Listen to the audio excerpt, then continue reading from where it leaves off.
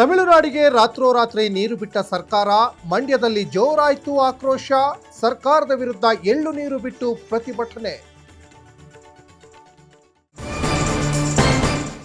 RSS ನೋಂದಣಿಯಾಗಿಲ್ಲ, ಆಗೋಲ್ಲವೆಂದ BL Santosh. ಆಗದಿದ್ರೆ ಬಿಡೋ ಮಾತೇ ಇಲ್ಲ ಅಂದ್ರು ಪ್ರಿಯಾಂಕ್. ನಾಯಕರ ಮಧ್ಯೆ ತಾರಕಕ್ಕೇರಿದ ಸಂಘ ರಿಜಿಸ್ಟ್ರೇಷನ್ ಫೈಟ್. ಜಾರ್ಖಂಡ್ನಲ್ಲಿ ಪರೀಕ್ಷಾ ಅಕ್ರಮ, ಪ್ರತಿಭಟನಾಕಾರರಿಂದ ತಿರಂಗ ಯಾತ್ರೆ. ಸರ್ಕಾರದ ವಿರುದ್ಧ ವಿದ್ಯಾರ್ಥಿಗಳ ಪ್ರತಿಭಟನೆ.